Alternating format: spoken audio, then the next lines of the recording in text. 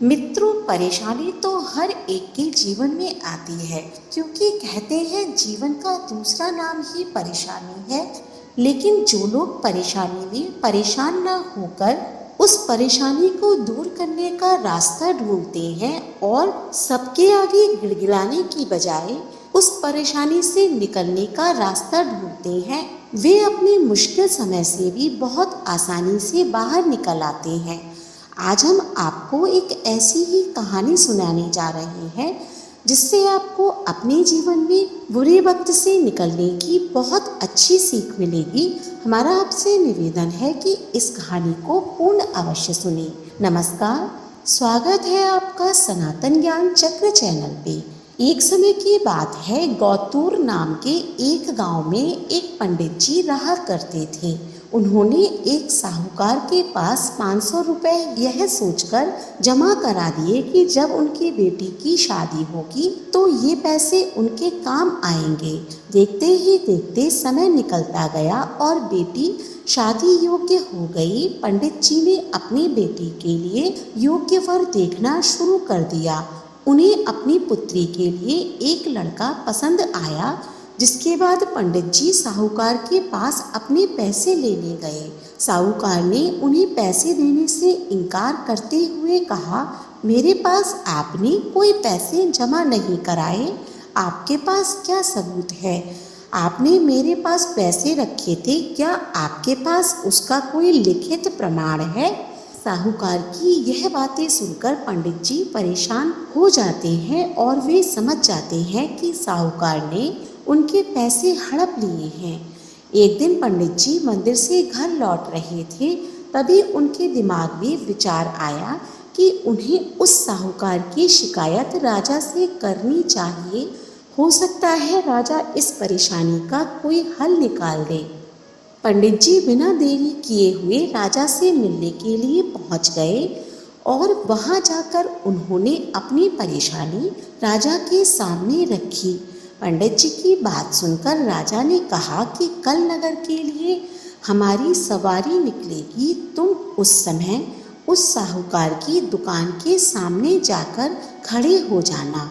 राजा की बात सुनकर पंडित जी अपना झोला उठाकर घर को निकल गए। अगले दिन राजा की सवारी निकली। नगरवासियों ने उन्हें फूलों की माला पहनाई व आरती उतारी। पंडित जी राजा के कहे अनुसार उस दुकान के सामने खड़े हो गए। राजा की सवारी साहूकार की दुकान के सामने आई तो राजा ने पंडित जी को देखकर प्रणाम किया और उनसे कहा, आप यहाँ क्या कर रहे हैं?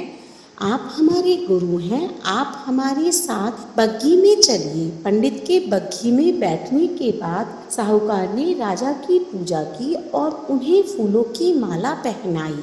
उसके बाद राजा की बग्घी आगे बढ़ गई। पंडित जी के कुछ दूर आगे जाने के बाद राजा ने बग्घी से उतार दिया और बोले कि मैंने अपना काम कर दिया है, अब आगे देखो क्या होता है। पंडित और राजा के संबंध को देखकर साहूकार सोच में पड़ गया और उसे घबराहट होने लगी कि कहीं पंडित उसकी शिकायत राजा से ना कर दे। वह घर जाकर रात भर सो नहीं पाया। सुबह दुकान पर जाकर सबसे पहले साहूकार ने अपने मुनीम को पंडित जी को सह सम्मान दुकान में लाने को कह दिया। मुनीम पंडित जी को ढूंढने निकल गया। कुछ देर बाद पंडित जी उसी नगर में एक पेड़ की छांव में आराम करते हुए नजर आए। मुनीम ने पंडित जी को कहा कि साहूकार ने उनको दुकान में लेकर आने के लिए भेजा है। मुनीम पंडित जी को सम्मान के साथ दुकान लेकर आता है।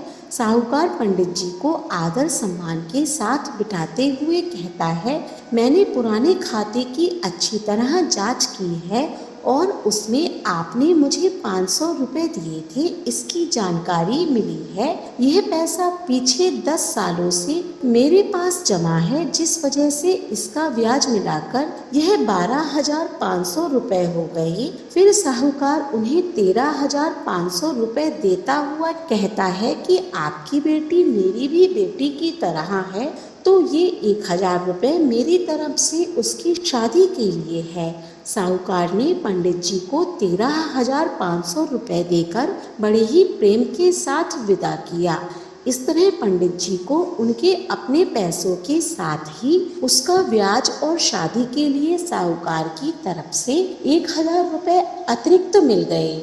इस प्रकार अगर कोई इंसान किसी भी परेशानी से जूझ रहा है तो सबके सामने गिड़गिड़ाने की बजाय हमें एक ऐसे व्यक्ति से मदद मांगना चाहिए जो इस समस्या से उस समय उसे निकाल सके और उसकी मदद कर सके, ना कि हमें जो परेशान कर रहा हो उसके सामने गिड़गिड़ाते रहना चाहिए। हमें उम्मीद है कि आज की कहानी आपको अवश्य पसंद आई होगी। कहानी पसंद आई हो तो लाइक करिए और ऐसी ही और कहानियों को देखने के लिए हमारे चैनल को सब्सक्राइब करिए। धन्यवाद।